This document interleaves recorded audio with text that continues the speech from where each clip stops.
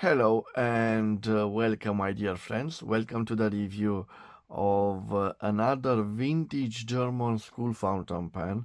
School has started in Romania, and I guess all over the world the school just started. So it's a good thing that I will present to you these days some vintage school pens made mainly in Germany. If in yesterday's episode we seen this wonderful Kreutzer, in this episode I will present to you a vintage Schneider, probably from the early 1990s. Why do I say it's from the early 1990s? So guys, if you zoom a little bit on the cap, we can see engraved Schneider and this logo. And I've searched a little bit on their web page because this manufacturer is still active today, my friends. So they actually changed the logo in this multi S back in the early 1990s, and nowadays they are using their new logo, which they changed in 2010.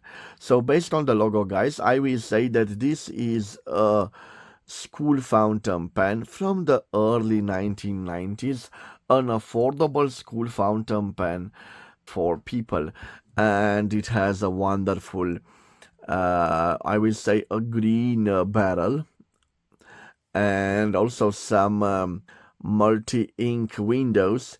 It has a very interesting grip section, and guys, it's interesting that this material is quite different from the plastic, the injected plastic they use on the body. So quite nice. You can see it has those patterns, and it gives a pretty good grip position.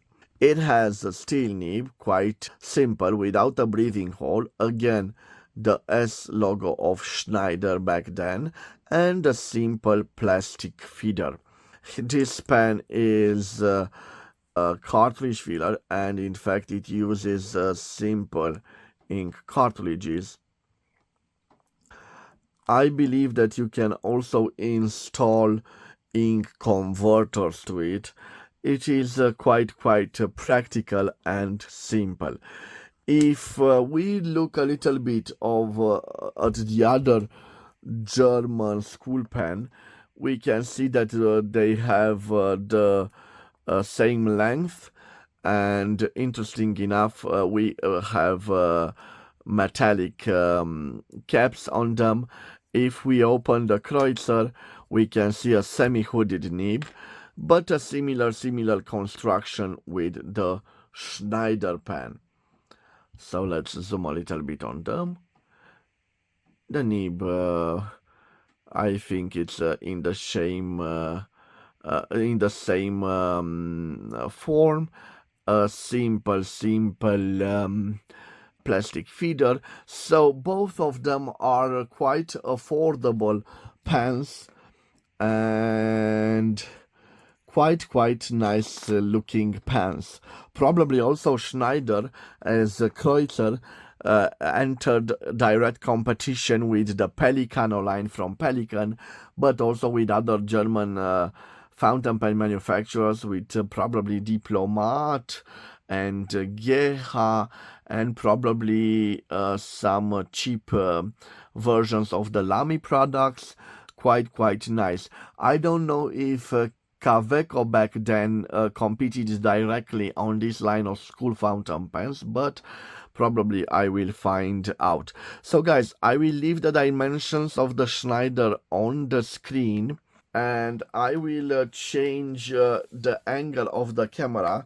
We will do a writing sample, and like yesterday when I reviewed the Kreutzer, because we have a green body, I will use a green ink, and I have here the ink of yesterday, made in the Czech Republic.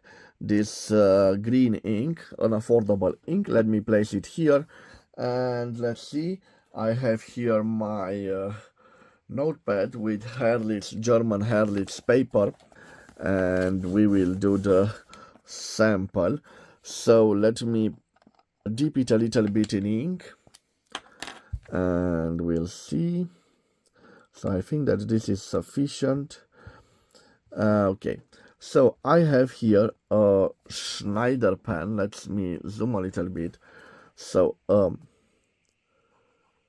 Schneider pen, a school fountain pen made in Germany in the early 1990s. Okay, made in Germany in the early 1990s. Like I told you, it is an affordable school pen fitted with a steel nib. The steel nib is personalized with that logo. I'm not expecting to have flexibility on this particular nib, and yes, no flex to it. We will test now if we have some line variance. So right here I'm not applying pressure. Here I'm starting to apply pressure and we can see no line variance to this nib. It seems to be a juicy nib, so you see, quite juicy. I think it does the signatures quite nice. You can see also the signatures, and I'm curious to see how it writes in reverse. So reverse writing. Whoa, let me tell you, my friends, no scratching, so definitely capability in reverse writing. I think it writes like an extra fine, and in simple mode I think it writes like a fine one. So quite a nice writer. And speaking about writing, let me tell you about the Quick